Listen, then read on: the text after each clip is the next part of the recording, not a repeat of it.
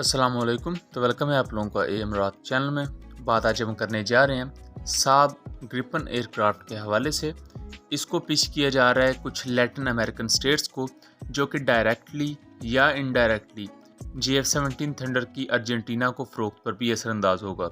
ये चीज़ किस तरह होगी और ये किस तरह अमेरिका इस तमाम प्रोसेस को यूज़ कर सकता है चाइना और पाकिस्तान के ख़िलाफ़, इस पर बात करते हैं। लेकिन वीडियो में आगे बढ़ने से पहले आप चैनल को सब्सक्राइब कर लें एंड हमारी वीडियोस को शेयर कीजिएगा। रॉयटर्स ये रिपोर्ट करता है कि साब अपने JAS-39 ग्रिपन एयरक्राफ्ट को पिच कर रहा है कोलंबिया और पेरू, ये दो कंट्रीज़ हैं उनको, और ये दोनों कंट्रीज़ लैटिन अमेरिकन स्टेट्स में आती हैं। लैटिन अमेरिकन स्टेट जिन्हें हम जनूबी अमेरिका का बर-ए-आज़म कहते हैं, और लैटिन अमेरिकन स्टेट्स में अर्जेंटीना भी आता है।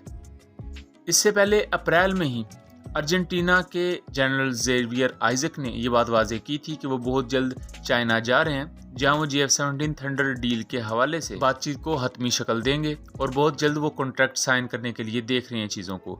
और उसकी वजह यह भी है कि अर्जेंटीना की एयरफोर्स अपनी गिरती हुई स्ट्रेंथ को बहाल करना चाहती है जल्द अज जल्द, ताकि वो मिनिमम डेटरेंस अपनी क्रिएट कर सकें इन फोकलैंड आइलैंड्स पर। लेकिन जो ये खबर है कि साब 39 ग्रिपन एयरक्राफ्ट कोलंबिया और पेरू को पिच किए जाएंगे, जबकि हम दूसरी तरफ ये भी जानते हैं कि अमेरिका हर तरह से प्रेशर डाल रहा है कि डेनमार्क की F-16 किसी न किसी तरह अज़रबैजान को बेच दिए जाएं, और उसके लिए वो यूके को ये भी कह रहा है कि आम एम्बार्गो वगैरह ख़त्म किया जाए, और उसमें नरमी भी की गई है जो पाबंदी लगी हुई थी अज़रबैजान पर। और ये तमाम चीज़ें इस वजह से की जा रही हैं ताकि JF-17 थंडर की डील को रोका जा सके। अब कोलंबिया और पेरू ये अर्जेंटीना के हमसाया मुल्क हैं और काफ़ी ज़्यादा अच्छे रिलेशंस भी हैं, लेकिन अगर ये दोनों कंट्रीज़ एक नेटो अलाइंड कंट्री से फाइटर एयरक्राफ्ट लेती हैं, यानी कि JAS-39 ग्रिपन लेती हैं, तो उसका इम्पैक्ट क्या होगा, इसको खुद ही माइकल जॉनसन जो कि साब कंपनी के एक ऑफिशियल हैं वो बयान करते हैं। वो बुनियादी तौर पर अपने ख्यालात का इजहार कर रहे थे। लैंड डिफेंस शो होता है, इसमें उन्होंने कहा कि ब्राज़ील ने अभी तक तो 36 JAS-39 ग्रिपन एयरक्राफ्ट का ऑर्डर दिया हुआ है। ब्राज़ील भी लैटिन अमेरिकन स्टेट है जो कि JAS-39 ग्रिपन को यूज़ करती है।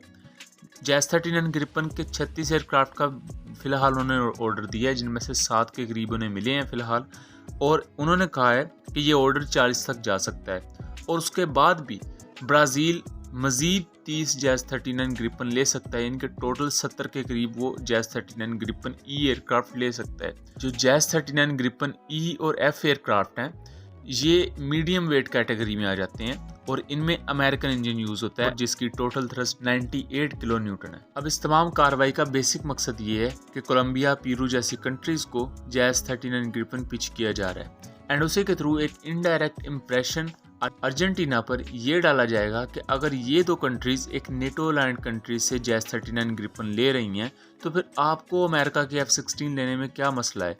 लेकिन यहाँ सच्चाई ये है कि F-16 क्यों नहीं अभी तक इतना फ्रंट लाइन पर आ पा रहा, क्योंकि F-16 जो पिच किए जा रहे हैं, ना तो वो MLU अपग्रेडेड हैं थोरोली, उसके अलावा ना उनमें एक्टिव इलेक्ट्रॉनिकली स्कैंड अरे रडार है, और ना ही उनके पास कोई PL-15 या मीटियोर जैसा कोई मिसाइल है, जबकि मीटियोर मिसाइल का तजर्बा कर लिया गया है JAS-39 ग्रिपन पर, और ये ऑलमोस्ट अब इंटीग्रेटेड है JAS-39 ग्रिपन एयरक्राफ्ट पर। सो JAS-39 ग्रिपन भी अब आइसा रडार के साथ आता है।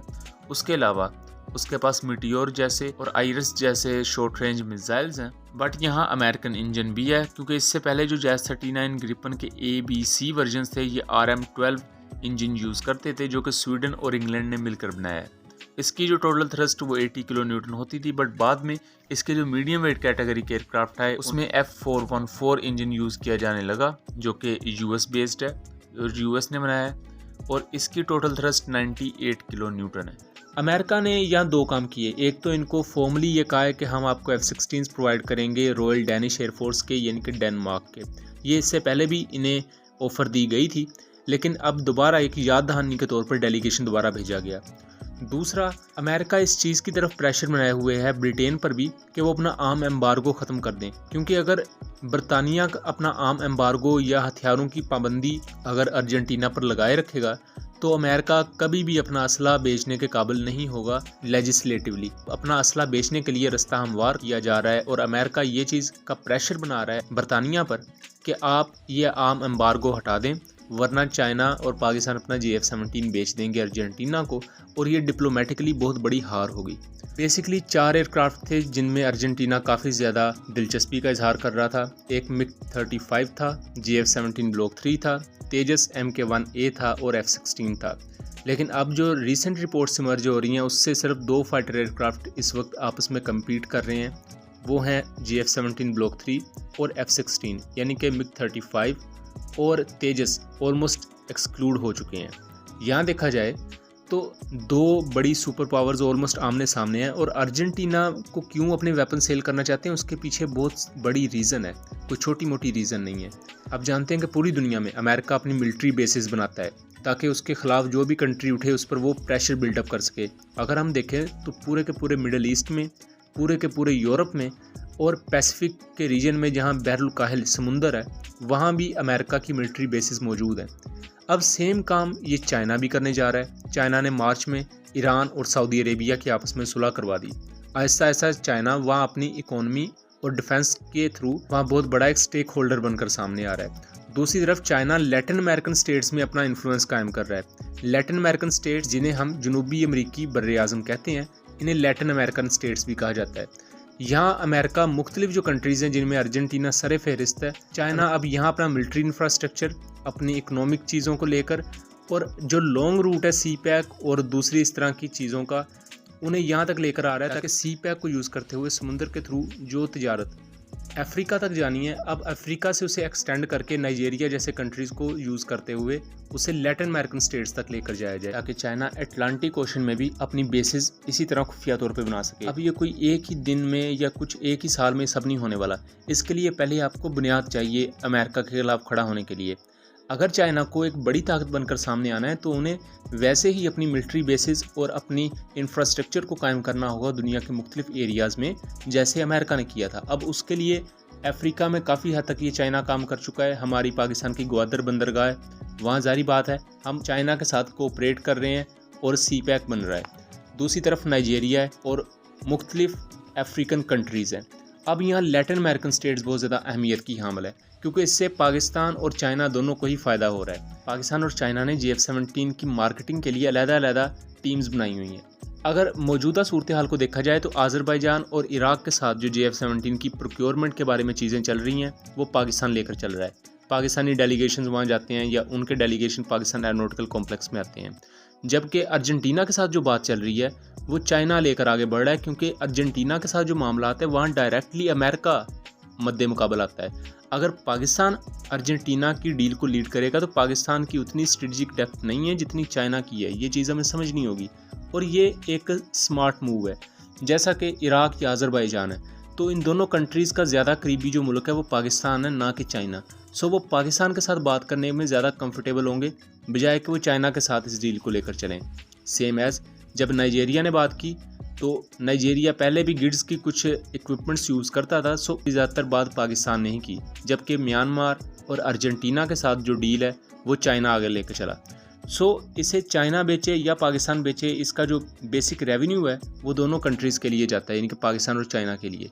और यहाँ बहुत आम चीज़ ये है कि अल्टीमेटली ये देखना काफ़ी दिलचस्प होगा कि क्या अमेरिका वाकई और अपना F-16 बेच सकता है। लेकिन F-16 कई लिहाज से पीछे आ जाता है क्योंकि F-16 के पास ना तो एक्टिव इलेक्ट्रॉनिकली स्कैंड अरे रडार है JF-17 की तरह, ना ही उसके पास PL-15 जैसा लॉन्ग रेंज BBR मिसाइल है। इवन PL-15E की रेंज 145 से 150 किलोमीटर है, जबकि जो F-16 के पास मिसाइल्स यानी AIM-120C5, AIM-120C7 इनकी रेंज मैक्सिमम 105 से 120 130 किलोमीटर है। सो ये हर लिहाज से इवन E वर्जन से भी नीचे आ जाते हैं। और अमेरिका कभी भी high of board side capability वाले AIM-9X नहीं देगा, जबकि चाइना इस बात पर राजी है कि वो अपने PL-10 मिसाइल दे सकता है अर्जेंटीना को या किसी भी दूसरी एयरफोर्स को जो JF-17 ब्लॉक 3 या J-10Cs जैसे एयरक्राफ्ट लेगी। दूसरा, इस चीज़ से हमें अर्जेंटीनियन प्रेसिडेंट का वो फैसला भी गलत नज़र आता है। और अगर आपको याद हो तो जब अर्जेंटीनियन प्रेसिडेंट ने यह कहा था कि वो किसी भी फाइटर एयरक्राफ्ट के लिए इस वक्त पैसे नहीं देना चाहते, लेकिन दूसरी तरफ मुनाफकत ये थी कि उन्होंने आर्मी के लिए सामान ले लिया। हालांकि जो फोकलैंड के आइलैंड है जहाँ 1982 में बरतानिया और अर्जेंटीना की जंग हुई थी, वो जंग में आपको आज भी या तो नेवल शिप्स चाहिए या आपको फाइटर जेट्स चाहिए अपने दुश्मन के खिलाफ। आर्मी की आर्मर्ड पर्सनल करियर्स का वहाँ कोई ख़ास फ़ायदा नहीं है, लेकिन फिर भी अर्जेंटीना ने ख़रीदा, जो कि गलत फैसला था।